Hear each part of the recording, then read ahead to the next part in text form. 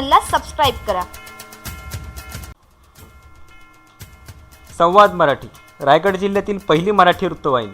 जाहिरातीसाठी संपर्क अल आशियाना बिल्डिंग, सहकार नगर, खोपोली, जिल्हा रायगड। Phone number 0219226488 9168308081।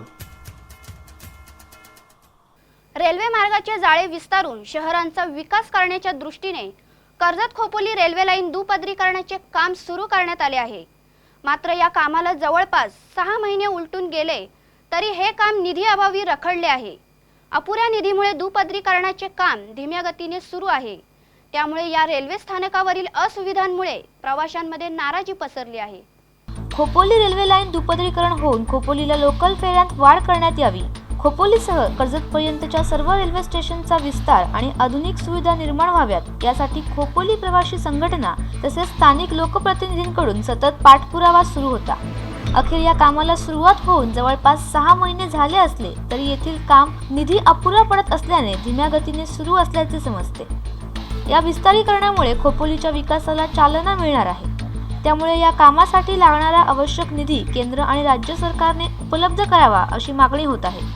खोपोली शहर रेल्वे मार्गामुळे थेट मुंबईला जोडल्याने आणि मुंबई पुणे या प्रमुख शहरांच्या मध्यभागी असल्याने मोठ्या प्रमाणात प्रवाशांची या स्थानकातून ये-जा आहे। खोपोली रेल्वे स्थानकात असणाऱ्या असुविधांमुळे प्रवाशांमध्ये नाराजी आहे। खोपोलीच्या विकासाच्या दृष्टीने खासदार श्रीरंग बारणे यांनी रेल्वे स्थानकाबाबत विशेष लक्ष घालून वरिष्ठ पातळीवर बैठका घेऊन रेल्वे मंत्री सुरेश प्रभू यांना याकडे लक्ष घालण्याची मागणी केली होती। या सर्व एकत्रित प्रयत्नांना अखेर यश मिळाले आहे। कर्जत खोपोली रेल्वे लाईन दुपदरीकरणासह खोपोली रेल्वे स्टेशनचा विस्तार आणि सुविधा निर्मितीची कामे 6 महिन्यांपूर्वी युद्धपातळीवर सुरू झाली होती। रेल्वे स्थानकाचे नूतनीकरण आणि दुपदरीकरण याचा फायदा खोपोली शहर आणि परिसराच्या विकासासाठी होणार असल्याने प्रवाशांसह सर्व नागरिकांत समाधान होते।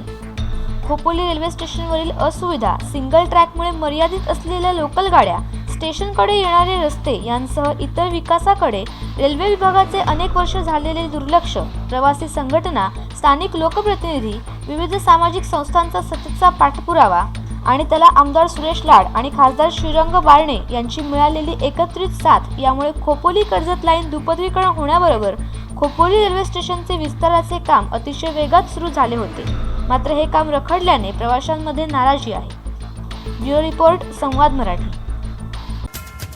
संवाद मराठी, रायगड जिल्ह्यातील पहिली मराठी वृत्तवाहिनी। अपडेट रहा आमच्या सोशल साईट सोबत। लाईक करा आमच्या फेसबुक पेजला, फॉलो करा ट्विटरवर किंवा बातम्या आणि व्हिडिओजसाठी आमच्या यूट्यूब चॅनलला सबस्क्राइब करा।